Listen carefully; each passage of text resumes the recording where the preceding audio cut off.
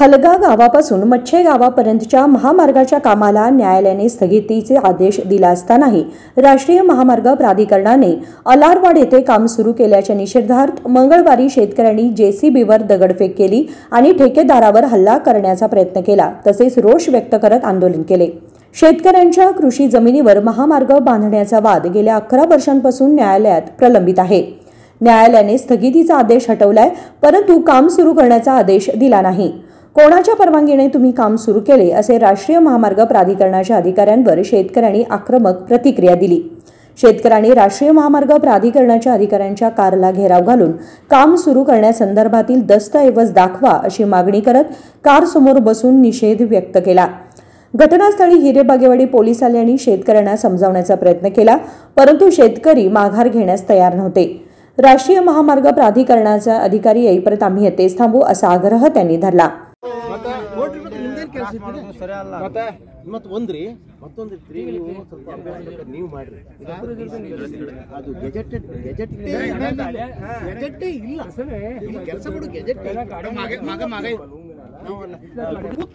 ಈಗ ನೋಡ್ರಿ ಈ ಬಡವ್ರ ಜಮೀನು ತೋದವರು ಅಲ್ಲಿ ಕೇಳ್ಯಾರ ಭಾಗನಾಗೆ ಬಂದ್ರೆ ಸಂವಿಧಾನಕ್ಕೆ ಅಪಚಾರ ಮಾಡ್ದಂಗೆ ಆಗ್ತೈತಿ। ನಾವು ಮತ್ತೆ ಬಾಕಿದಿಲ್ಲ, ಇದು ಕೋರ್ಟ್ ಮಾಡಿ ಕೆಲಸ ಆಗಬಾರ್ದು। ಕೋರ್ಟ್ ಮುಗಿದ ನಂತರ ನೋಡೋಣ, ನಾವು ಎಲ್ಲ ಒಪ್ಕೋತೀವ್ರಲ್ಲ ಅವಾಗ ನೋಡೋಣ। ಮತ್ತೆ ನೀವು ಮಧ್ಯ ಮಧ್ಯ ಬಂತ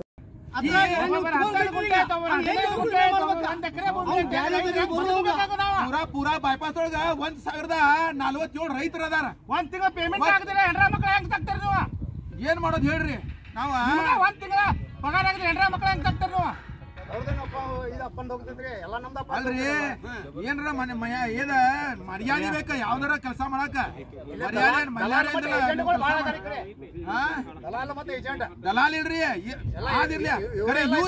ಇವ್ರ ಅರ್ಧ ಇವ್ರ ಹೊಟ್ಟೆ ತುಂಬುದು ಈ ರೋಡ್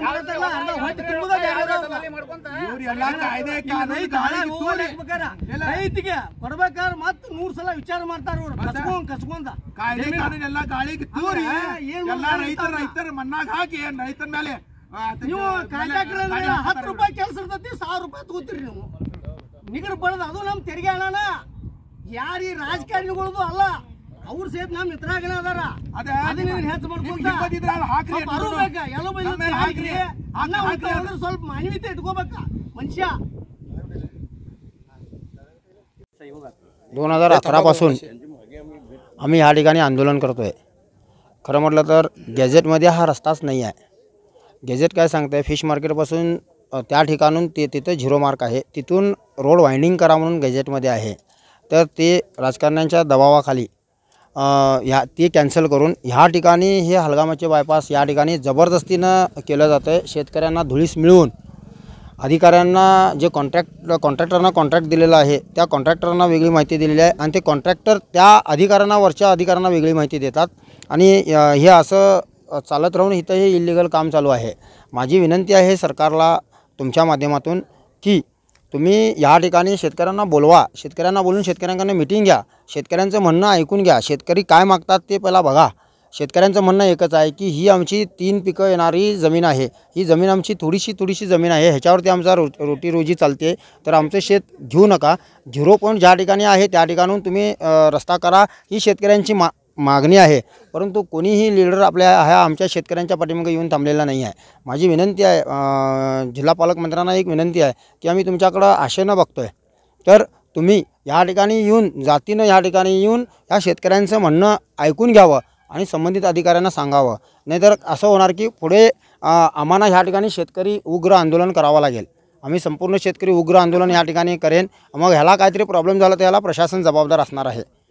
हेच या ठिकाणी मी सांगू इच्छितो। आम्हाला ह्या हे शेत रस्त्यासाठी देऊन पैसे नको आहेत शेतकऱ्यांना। पैसे तुम्ही आज दिशीला आणि उद्या पैसे संपून जातील, आम्हाला ही जमीन पाहिजे आहे, आमची रोजीरोटी आहे ही।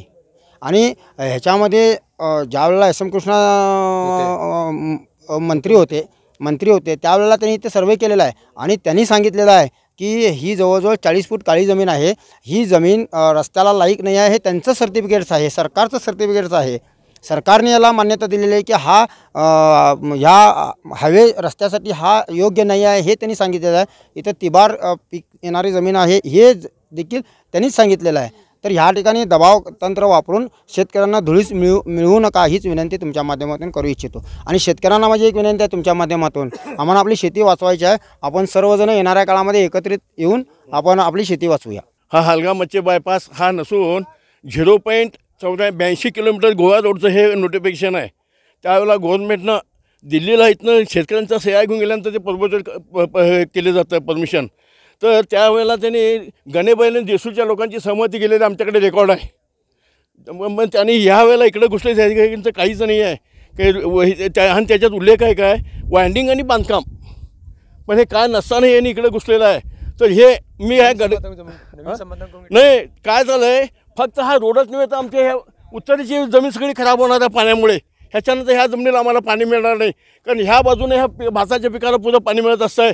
आणि हे हजारो एकर जमीन आजूबाजूचे एजंट घेऊन ही जमीन आमची आजूबाजूची शेती खराब करायला लागलेत. आणि सरकारला असेल तर आयोग नेमावा आणि येळू रोडला येऊन बघावं की कशी शेती जमीन खराब व्हायला लागली ती. आज मी इथं त्यांना हे करतो, आम्हाला असं वाटायला लागलं की हे काय चाललं आहे सरकारचं बेकायदेशीर, का हा आतंकवाद चालू आहे का शेती जमीन, असं शेतकऱ्यांना वाटायला लागलं आहे. बेकायदेशीर काम करणारं सगळं चाललेलं आहे. आणि ह्याच्यासाठी आम्ही 10 वर्ष झाली लढत आहे या लढ्यासाठी. तर 1-2 महिने थांबायचं आणि रस्ता करायला यायचं. ह्याच्यासाठी आमचा हा सगळ्या शेतकऱ्यांचा विरोध आहे. आणि आमची याच्यात एरियात अर्धा एकर 1 एकर जमीन आहे. किती लोकांना बेकार करणार तुम्ही? हां, अशा लोकांना किती लोकांना बेकार करणार आहे तुम्ही हे करून हा रस्ता काढून? हे एवढंच माझं म्हणणं आहे. यावेळी शेतकरी नेते राजू मोरवे, प्रकाश नाईक, रवी पाटील, श्रीराम सेना हिंदुस्थानचे अध्यक्ष रमाकांत कोंडुस्कर आणि इतर उपस्थित होते. विनोद कोलकार, KMM मराठी, बेळगाव.